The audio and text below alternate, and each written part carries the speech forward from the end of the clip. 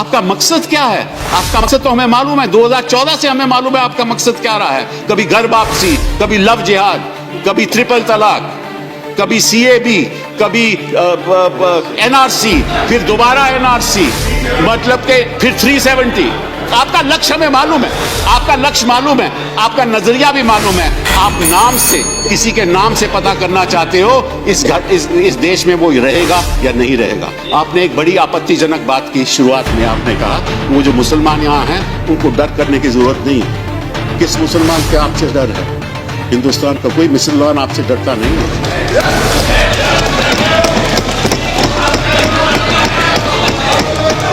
ना मैं डरता हूं, ना मैं डरता हूं, जहां इस देश के नागरिक डरते हैं, ना कोई मुसलमान डरता है। डरते हैं तो हम संविधान से डरते हैं, जिसकी आप धज्जियां उड़ा रहे। गृह मंत्री जी ने सही कहा कि यह एक बड़ा ऐतिहासिक बिल है। हाँ, ऐतिहासिक बिल है क्योंकि आप संविधान की बुनियाद को बदलने जा रहे हैं, इसलिए ये ऐतिहासिक बिल है। आप हमारे इतिहास को बदलने जा रहे हैं, इसीलिए ऐतिहासिक बिल है। और आपने ये भी कहा कि करोड़ों लोग एक नए सवेरे को कल देखेंगे। मैं आपसे ये भी इल्तिजा करना चाहता हूं कि लाखों लोग की रात खत्म नहीं होगी, ये काली रात खत्म नहीं होगी।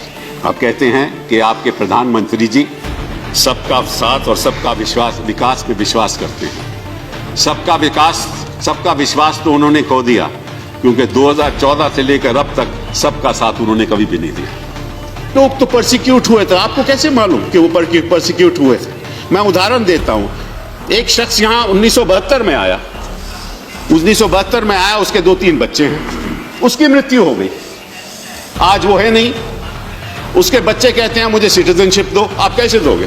जिसकी मृत्यु हो गई वो तो कह नहीं सकता कि भाई वो प्रोसिक्यूट हुआ था, उसने कभी पहले कहा है भी नहीं। तो बच्चों को सिटीजनशिप कहां से मिलेगी?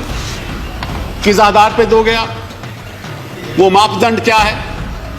किसी ने कहीं गया है, बोला है इन ये जो लाखों लोग हैं जिनकी आप बात करते हो, 19 लाख, चलिए 19 लाख की बात करते हैं, उनमें कितने हिंदू हैं? 5 लाख है, 6 लाख है, 10 लाख है, 12 लाख, उसके बारे में बात नहीं करूंगा मैं। लेकिन किस ऐसे हिंदू ने कहा है कि मैं परसिक्यूट हुआ था? आपको साहब बड़ी गलतफहमी है। उन्होंने मालूम क्या कहा है अपने लेगेसी पेपर्स में कि मैं तो यहां का रहने वाला हूं। उन्होंने सब डिक्लेरेशन दी है कि मैं तो यहां का रहने वाला हूं। आप उसको इस विधेयक के द्वारा झूठ बुला रहे हो। Please conclude. जो शख्स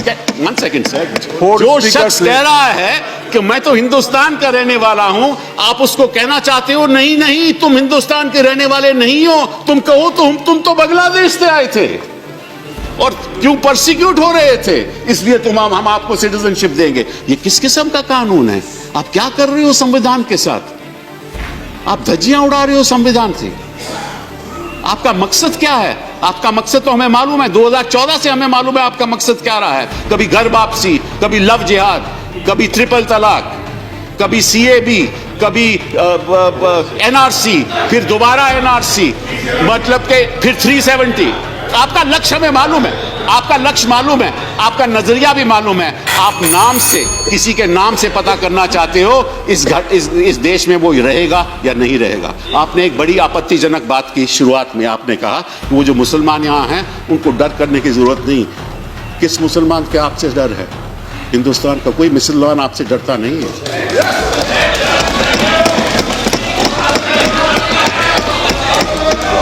ना मैं डरता हूं, जहां इस देश के नागरिक डरते हैं, ना कोई मुसलमान डरता है। डरते हैं तो हम संविधान से डरते हैं, जिसकी आप धज्जियां उड़ा रहे हो।